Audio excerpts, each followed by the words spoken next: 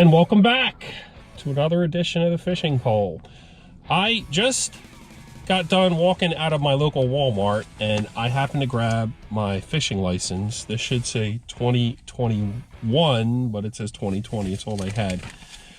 I'm excited because I got my fishing license. And I was thinking to myself, if I didn't get my fishing license, what could happen to me if I get caught without it?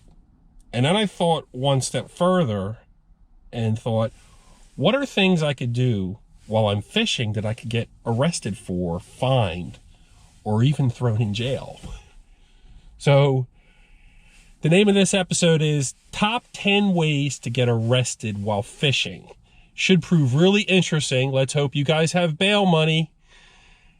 Come on. You know you want to see this. I want to see this.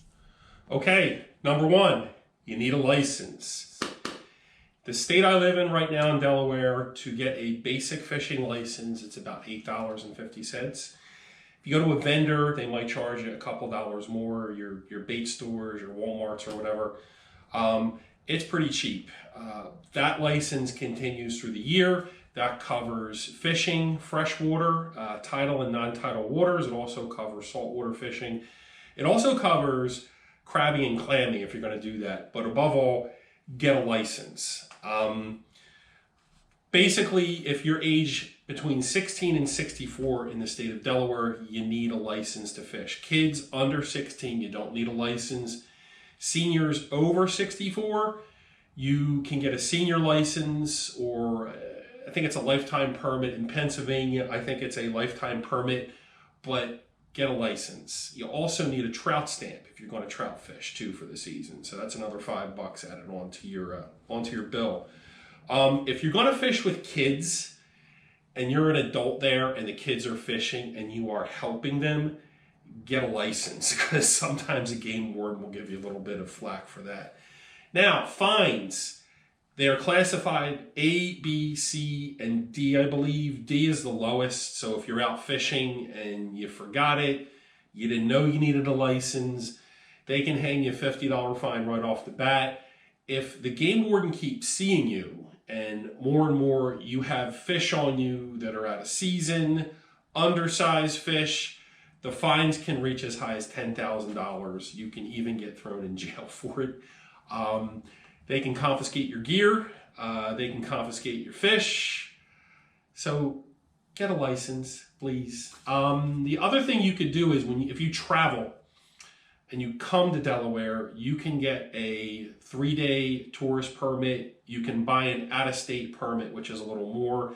And that goes vice versa for me. If I go into Pennsylvania, I'm going to need a license to fish. The out-of-state resident permits are usually more. So get your license.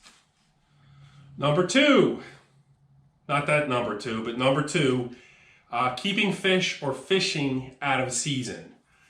So trout season in Delaware usually starts the first or second Saturday in April. They do stock those waters. However, if you're fishing and you pull some of them trout out, that is considered illegal before the season starts. Now, I know there's pond stocking in a couple different locations in Delaware. I'm not talking about that. I'm fishing before the season officially starts. It used to be the fish had to be at least 9 inches. Once in a while when you would fish, you would catch a trout that's like 6 inches long and you think to yourself, why did they put this in the water? But I haven't seen that in years. But I'm strictly talking about catching those trout out of season. I'm also talking about, let's say, catching stripers. And offhand, the slot fish this year, the length is increasing.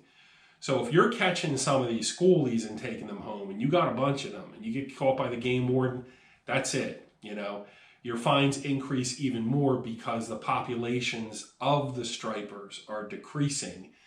So they're trying to conserve a little more. We're trying to preserve these fish for future generations, so you don't want to take the small ones. So catching and keeping fish out of season, that's another one. Number three, fishing in no fishing areas. Now, in my state, I know exactly where the big fish are. I hop in my car, I drive to Cabela's, and I look at that tank with all those big fish in it, and the fish are right there. I know it's not legal, but you get the idea. They're private land. If you have private land and you're fishing on someone's private land without permission, that's a no-go. You need permission. You need to know those people. You cannot fish on private land. And there are certain areas where you can't fish. Most notably, if you fish some of the trout ladders, not the trout ladders, if you fish some of the fish ladders here, and there are select locations where these fish ladders are, you cannot fish within a 10-foot radius around the ladder. They are meant for the river herring that go up and spawn, and they create bait fish for all the other fish. So you can't do that. So you gotta fish. You can't fish where it says no fishing. So you get the idea. Number 4, using too many rods or too many hooks. So if you ever see any of my videos, the one thing I always refer to as is the 2-rod curse. Usually when you're fishing with 2 rods, you get a bite on one, you try to set the hook, you lose it. You get a bite on the other, and then you lose a fish, so you've got 2 fish you just lost. I call it the 2-rod curse. In Delaware, you can only fish with 2 rods maximum. For ice fishing, I think it's 5 tip-ups, and your rod itself can have no more than 3 hooks on the line. And to be honest with you, anything more than 2 tends to tangle up. But the idea is you want to give those fish a sporting chance because we are sportsmen. Of course we are. So no more than 2 rods and no more than 3 hooks. That's number 4. Number 5, intentionally snagging fish. Now, I have occasionally snagged a fish, not intentionally. This is referring to seeing fish and snagging them. If anybody remembers Mike Long, he was a pro bass fisherman going back a couple years ago, and he set some tremendous records. I think right now on the world record list, he's got the number 10 biggest bass ever. It's like 20 pounds and 0.75 ounces. But he was noted for and caught for snagging fish and planting fish during tournaments. We could do a whole video on this, but the idea is when you intentionally snag a fish, it's illegal. Now, it's okay if you do it for certain bait fish, not for game fish. So if you're out trying to snag some bunker in the ocean, technically you can do it. There are special hooks, and I'll put a picture of one of those special snagging hooks out there that's meant for bait fish. But for game fish, no. You can't snag a big striper. You can't snag a big bass. So don't do it. Snagging fish. Number 6, keeping undersized fish. So I'm going to refer to saltwater fish in this particular excerpt. Right now, flounder, summer flounder this year, the size limit keeps going up and up. It's about 16.5 inches to keep a flounder. The creel limit's 4. For croaker, any of you croaker fishermen out there, your size limit is still 8 inches and there's no limit.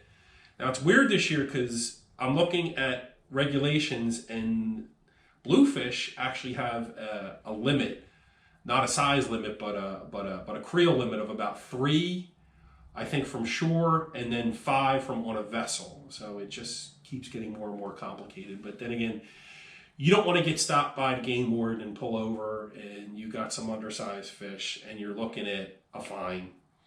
So know your laws. Everybody pretty much has a phone on them. Just check your laws, your regulations as to where you're fishing, fresh salt water, what state you're fishing in, and what the limits are. It's pretty easy now. Everyone has a phone in their back pocket. Years ago, you can always say, well, I didn't know. And you were issued a little pamphlet with your license. Now everybody's got a phone, so just check your phone. Check your limits. And number 7, electrofishing. Okay, using electricity to catch fish. Certain wildlife agencies do use electricity for species assessment. They will use a cathode and an anode hooked to a battery up to the back. They'll stun the fish and they'll do whatever survey they need to do. They'll measure the fish, they'll count the fish. That's done by agencies. For recreational fishermen, no, you can't do it. It is illegal in most states. is cruel by any stretch of the imagination. So to electrocute a fish for recreational purposes, don't do it. Number 8, blast fishing. I think it's stuck. Blast fishing, from the research I've done, started out around World War I with the invention of the hand grenade. So what soldiers would do is they would throw explosive or a grenade in the water, and some of the fish would come floating up to the top and they would eat them. There's a couple problems with this though. One, it destroys the fish completely. It ruptures their bladders, destroys all the ecosystem around the fish. Not to mention the fact that only about 10% of the fish come floating up to the top. Most of the ones that don't live also float down to the bottom, kind of doing away with everything. It is illegal in all 50 states, so don't blow up the fish, please. Number 9, poisoning of fish. So in South America, there is a root that some of the natives use to poison fish. It's called barbasco. They take the root, they grind it up, and they let it kind of soak into the water, and it poisons the fish. The fish come floating up to the top. Apparently, this is one of those poisons that it's okay for the people to eat the fish. There are a lot of things I can go into that I'd rather not. I'm only using that as a reference because we don't have it here in the good old US of A. Don't do it. There's a lot of things you can do to poison a fish. It's not healthy. If you eat it, you're going to ingest whatever you poison the fish with. It is incredibly illegal. It's incredibly wrong. So don't poison the fish. And finally, number 10, shoot them. So when all else fails, shoot the fish. I can't tell you how incredibly wrong this is, but I'll go into some details. There was a group that I saw in Maine. There was a blog where they did shoot fish. I can't imagine why. There's a couple reasons why it's bad. Number 1, safety. You've got people around you. You've got things you're shooting past. Number 2, if you look in the water, water will bend light. So wherever you're looking at, you're not going to hit the fish. And number 3, a lot of times, whatever you're using, water will stop the bullet. I guess it depends on how shallow it is. I'm not sure about the ballistics or anything, but don't shoot the fish. Don't shoot the messenger either, but don't shoot the fish. And that is our top 10 list. I know I've missed a few things. This is a list I completely made up. If you want to add to them, if you've got any comments, if you've got any more ideas for bigger lists like this, please let me know. Share, like, subscribe. Thank you for watching the Fishing Pole. Thank you for watching me for the last couple minutes. Happy fishing, everybody.